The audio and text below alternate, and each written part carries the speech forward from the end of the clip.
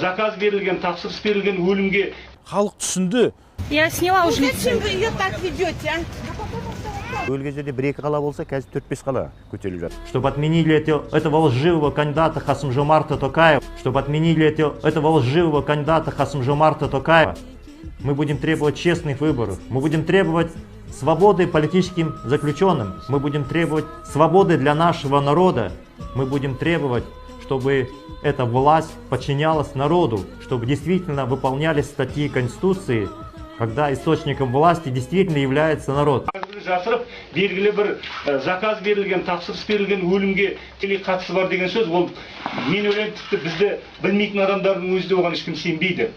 Құлаққа сенгісіз нәрсе. Сондықтан бұның өзін біз қазіргі таңда биліктің өзінің абыройы айрандай төгіліп жатқан кезде, халықтың әлеуметтік мәселелері шешіле алмай жатқан кезде, биліктің маңайында жүрген, ең жоғарғы сатыда жүрген азаматтардың тұтқындалып, әртүрлі жемқорлыққа салынып жатқан кезде, өзінің абыройы айрандай төгіліп жатқанда, біздің де абыройымызға нұқсан келтіргісі келеді деген бір өзіміздің сондай тұжырымымыз бар. Және міне осы баспасөз релизін өздеріңізге бердік. Біз мына қол қойылған өзіміздің құжаттарымыздан бас тартпаймыз. Сол кезде өздеріңіз білесіздер, 2000 жылдан кейін ДБК құрылғаннан кейін президенттік сайлаудың алдында, парламент сайлауының алдында қамдамай қуғындаулар болды. Әсіресе ауылдық жерде, облыстардың деңгейінде болды. Сондықтан әрине біз жалғыз бұл хатты қойған жоқпыз. Біз өзімізге әділетті Қазақстан қозғалысына, біздің мына демократиялық партияларға әділеттік шындық іздеп келген азаматтардың бәріне осындай хаттарды беріп, мейлінше ең болмаса қағаз жүзінде көмектесуге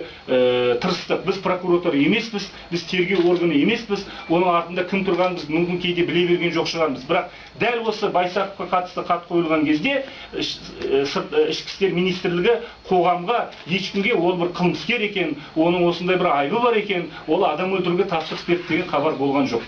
Соңғы кездері ұлғайып кеткен наразылықтың әсерінен болды деп айта аламыз ба? Әлде саяси себептер басымырақ па бұл жерде? Мен екі себептің де жаны бар деп ойлаймын. Кешегі мәлімдемесіндегі президенттің айтылған әлеуметтік экономикалық жағдайдың нашарлағаны, халықтың жағдайының төмендегені, бағдарламалардың орындалмауы, үкіметтің халықпен етене жақын араласпауы, диалогқа бармау туралы сынған. Халық түсінді, сол өзгерісті жасайтын халықтың өзі екен. Сол митингini жасайтын, наразылық акцияларын өткізген халықтың өзі екен. Халық өзі соны түсіне отырып, бүгінде өзара ұйымдасып, төменгі жақтан ешкімнің жоғарыдан, ЖШТП-ның, Қосановтың, немесе басқа да азаматтардың нұсқауынсыз ақ өздері жиналып, өздері ұйымдастырып, бұл біздің еліміз, бұл біздің балаларымыздың болашағы, біз еліміз үшін жауапкершілік мойнымызға аламыз деп отырып, халық өзара ұйымдасып кешегі үлкен наразылық жиынын өткізді. Ол солай болу керек та. Ол бүкіл әлемдік тәжірибе. Бұл саясаттың заңы. Шама келгенше митингке рұқсат берілу керек әр уақытта. Адамдар өздерінің ойын пікірін айту керек.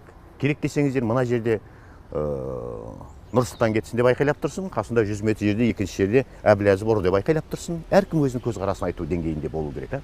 Әуелгі кездерде 15-20 адамдар шықты, білеміз. Одан кейін барып 50-60 адам, қазір 100-ден астам адам шығып жатыр. Әуелгі кездерде 1-2 қала болса, қазір 4-5 қала көтеріліп жатыр. Ертең ол, не дейміз, арифметикалық жоғарылай береді да. Ертең 1000 адам шығады, 5000 адам шығады, олардың бәрін жаба алмайды, олардың бәрін соттай алмайды. Ол айдан анық. Оған мемлекеттің күші жетпейді.